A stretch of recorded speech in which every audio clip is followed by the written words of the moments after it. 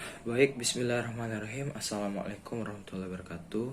Perkenalkan, kami dari kelompok 1 yang beranggotakan saya sendiri Beni Rahmat dan rekan saya Meldi Saskia Paramita. Selanjutnya itu Ramadita Wulandari dan selanjutnya itu Sekar Ayu Duyanti. Yang mana kami akan mempresentasikan tugas kelompok kami yang berjudul Ketidakberhasilan Perencanaan Pembangunan untuk memenuhi tugas pada mata kuliah perencanaan pembangunan dengan dosen pengampu Bapak Rizky Syafril SHI MSI.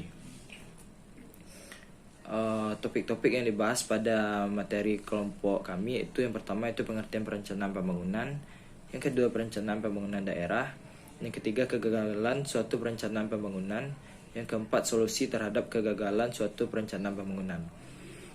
Baiklah langsung saja kita masuk pada materi yang pertama, yaitu pengertian perencanaan pembangunan. Perencanaan berasal dari kata rencana yang artinya rancangan atau rangka sesuatu yang akan dikerjakan.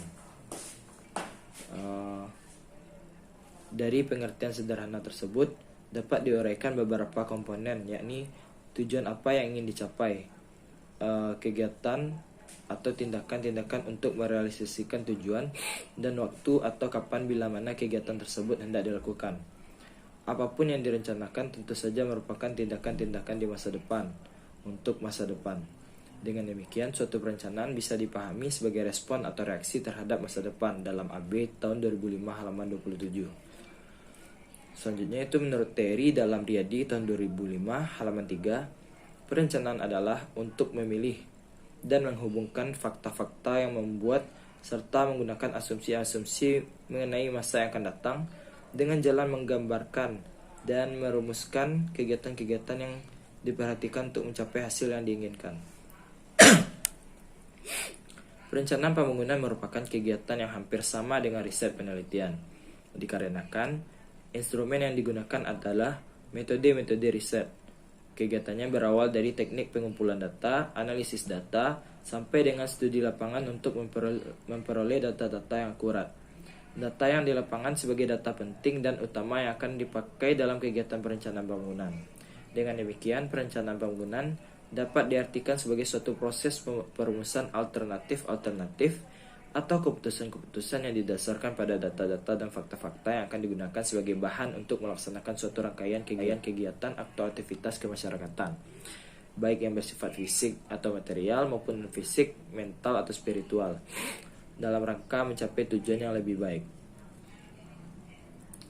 Proses perencanaan pembangunan dimulai dengan rencana pembangunan atau mungkin hanya dengan formulasi kebijaksanaan pembangunan yang efektif untuk mencapai tujuan pembangunan. Kemudian diikuti dengan berbagai langkah-langkah kegiatan formulasi, rencana, dan implementasinya. Dapat diusahakan rencana itu bersifat realistis dan dapat menanggapi masalah. Rencana demikian merupakan alat bagi implementasi, dan implementasi berdasar pada suatu rencana. Hal tersebut seperti dikemukakan oleh untuk merealisasinya. Kemudian perencanaan sebagai proses yang meliputi dalam Cokroamidjojo tahun 1994 halaman 189 sebagai berikut, yang mana proses perencanaan dapat dimulai dengan suatu rencana pembangunan atau mungkin hanya dengan formulasi kebijaksanaan pembangunan yang efektif untuk mencapai tujuan-tujuan pembangunan. Kemudian diikuti langkah-langkah kegiatan atau measure untuk merealisasinya. Wijoyo Nitisastro dalam 2014 tahun 2014 halaman 92 merincikan apa yang tercakup dalam perencanaan pembangunan, yaitu yang pertama, penentuan pilihan secara sadar mengenai tujuan-tujuan konkret yang hendak dicapai dalam jangka waktu tertentu atas dasar nilai yang dimiliki oleh masyarakat yang bersangkutan. Yang kedua, pilihan di antara cara alternatif yang efisien dan rasional guna mencapai tujuan tersebut. Sekian materi dari saya. Selanjutnya akan dilanjutkan oleh rekan saya. B. Perencanaan pembangunan daerah. Menurut Pintero Cokroamidjojo dalam Randi R. Wiratnolo Rian Nugroho D. tahun 2006 halaman 41 mengatakan bahwa unsur-unsur pokok dalam perencanaan pembangunan sebagai berikut. Yang pertama, kebijakan dalam kebijakan dasar atau strategi dasar perencanaan pembangunan yang sering pula disebut tujuan, arah, dan prioritas pembangunan. Pada unsur ini perlu ditetapkan tujuan-tujuan rencana. Adanya kerangka rencana yang menunjukkan hubungan variabel-variabel pembangunan dan implikasinya.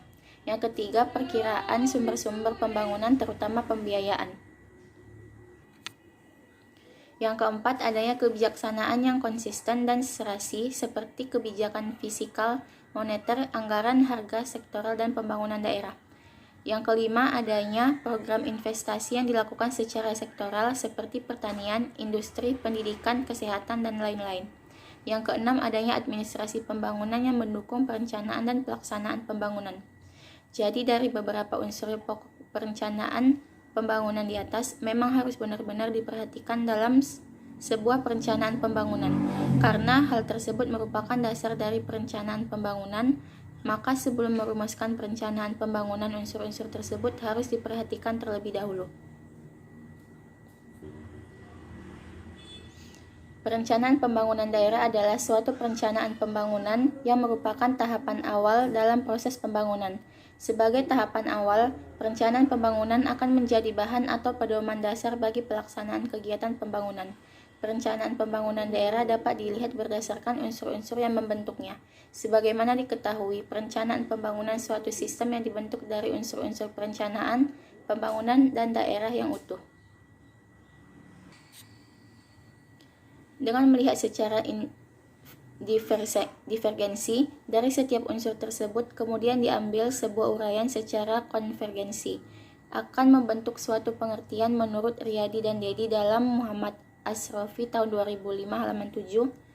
Perencanaan pembangunan daerah adalah suatu proses penyusunan tahapan-tahapan yang melibatkan berbagai unsur di dalamnya, guna pemanfaatan dan pengalokasian sumber-sumber daya yang ada dalam rangka meningkatkan kesejahteraan sosial dalam suatu lingkungan wilayah atau daerah dalam jangka waktu tertentu.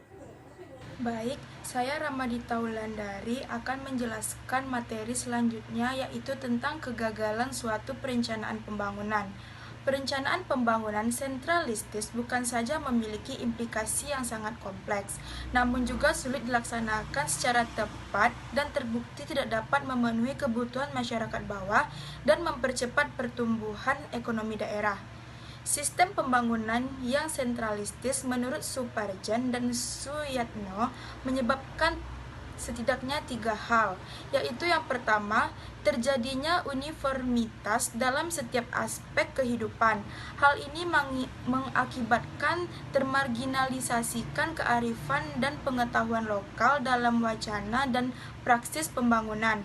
Yang kedua, campur tangan pemerintah yang terlalu besar mengakibatkan ketergantungan masyarakat kepada pemerintah. Yang ketiga, ketimpangan dalam masyarakat akibat ketidakmerataan pembangunan yang memang jangkauannya terbatas. Pembangunan nasional yang terjadi di Indonesia telah menghasilkan terbongkarnya basis budaya kesukuan dan menguatnya stratifikasi sosial akibat masuknya konsepsi pluralisme masyarakat. Masyarakat majemuk yang terjadi di Indonesia tidak menghasilkan tatanan kehidupan egaliter dan demokratis, melainkan sebuah masyarakat yang berpotensi otoriter dan despotis karena corak suku bangsa yang beraneka ragam, yaitu dari feodalistis, paternalistis, sampai etnosentris. Salim juga memaparkan beberapa permasalahannya yang banyak terjadi di negara berkembang termasuk Indonesia. Yang pertama, gejolak masyarakat lokal akibat krisis masyarakat yang multidimensional ini terjadi hampir di seluruh dunia, seperti krisis ekonomi yang membuat masalah kemiskinan semakin parah. Yang kedua, konflik antar kepentingan dalam suatu negara banyak muncul karena ada gerakan sementara di setiap wilayah yang memiliki basis etnik, agama yang berbeda, atau memiliki potensi sumber daya yang lebih baik. Dikatakan bahwa perang masa depan tidak lagi perang antar negara atau perang antar pemilik modal, tetapi perang antar kultur, antar peradaban. Hal ini disebabkan batas negara dan batas modal pada masa depan akan semakin kabur. Yang justru menguat adalah batas kultural. Huntington pernah meramalkan akan memadatnya gejala penguatan basis etnis di masyarakat modern, suatu upaya pembentukan identitas peradaban masyarakat dunia yang terjadi dari keseimbangan antar power, kultur, dan identification. Hal ini terkait dengan permasalahan berikutnya. Yang ketiga, pertikaian antar etnis. Sampai sejauh ini tidak ada upaya sistematis untuk mencegahnya sehingga perjuangan etnis dilakukan melalui cara kekerasan lingkungan, yakni sebagai proses perubahan lingkungan dan marginalisasi sumber daya alam secara masif oleh kekuasaan pemerintah pusat yang mewarisi ketidakadilan dan mengikis habis martabat kebudayaan etnik yang merupakan basis kebudayaan lokal. Banyak gejolak terjadi akibat menguatnya revolusi identitas, yakni semakin mengerasnya batas-batas identitas etnis yang amat berternali dengan lestarinya stereotip, prasangka, dan pengkambing hitaman reproduksi rancang bangun politik dan komodifikasi SARA. Selanjutnya, menurut Riyadi dalam Dedi, beberapa hal yang sering menjadi kendala dalam proses perencanaan pembangunan daerah secara umum dapat dibagi menjadi 3, yaitu yang pertama, keadaan politis merupakan kendala yang disebabkan oleh adanya kepentingan yang mendompleng pada substansi perencanaan pembangunan. Yang kedua, kondisi sosial ekonomi biasanya mencerminkan kemampuan finansial daerah, karena kemampuan finansial memiliki peran penting untuk merumuskan perencanaan yang baik. Yang ketiga, budaya atau kultur yang dianut oleh masyarakat. Apabila kultur ini tidak dibedakan atau tidak diberdayakan dan diarahkan karena ke arah yang positif secara optimal, akan sangat mempengaruhi hasil-hasil perencanaan, bahkan bisa sampai tahap implementasinya. Baiklah, selanjutnya materi tentang solusi terhadap kegagalan suatu perencanaan pembangunan. Melihat karakter masyarakat Indonesia, pembangunan sentralistis yang menginduk pada teori modernisasi sudah jelas bukan pilihan tepat.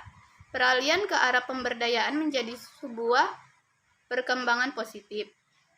Namun, banyaknya konflik di level akar rumput menjadi salah satu indikator masih gagalnya pembangunan negeri ini. Untuk mengatasi keadaan ini, kita tidak dapat berhenti pada konsep pemberdayaan, tetapi menggali lebih jauh mengenai pemberdayaan yang seperti apa.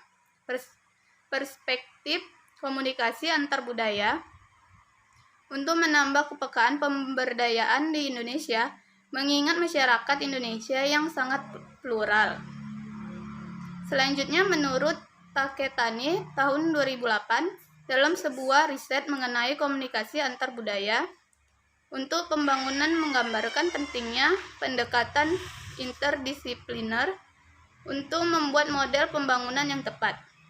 Yang pertama yaitu Communication for Development, seperti yang sudah banyak dipaparkan sebelumnya. Dalam pengertian Taketani, komunikasi pembangunan merupakan sebuah pembentukan sebuah pemahaman yang sama mengenai pembangunan itu sendiri. Yang kedua yaitu Cultural and Development, menekankan pentingnya pemahaman budaya dalam pembangunan. Dalam konteks ini, Taketani memaparkan pentingnya memahami bagaimana sebuah budaya terjadi dan bukan hanya mengapa sebuah budaya terjadi. Yang ketiga yaitu Intercultural Communication, di mana di dalamnya ada beberapa aspek yang harus dipahami, yaitu bagaimana bahasa, baik verbal maupun non-verbal, sangat tergantung dari konteks di mana bahasa itu berkembang. Penyesuaian terhadap elemen ini penting untuk merumuskan strategi komunikasi yang tepat. Selanjutnya, kesimpulan. Salah satu tahap pekerjaan yang dilakukan dalam pembangunan suatu proyek konstruksi adalah perencanaan. Perencanaan merencanakan bangunan dengan bagaimana perhitungan dan metode di setiap desainnya. Kemudian dilanjutkan dengan pelaksanaan pembangunan dengan gambar kerja menjadi detail dalam pembangunan dan pengawasan yang mengawasi proses pelaksanaan agar dalam proses pembangunan sesuai dengan spesifikasi yang telah ditentukan. Keberhasilan suatu proyek konstruksi akan susah dicapai bila tidak ada kesinambungan antar perencanaan, pengawasan, dan pelaksanaan karena dalam melakukan kegiatan konstruksi. Sekian penjelasan dari saya, terima kasih. Baiklah, itulah hasil presentasi dari kelompok kami. Apabila ada kata-kata yang salah atau penulisan kata yang salah, kami mohon maaf. Wabillahi taufiq wal hidayah. Assalamualaikum warahmatullahi wabarakatuh.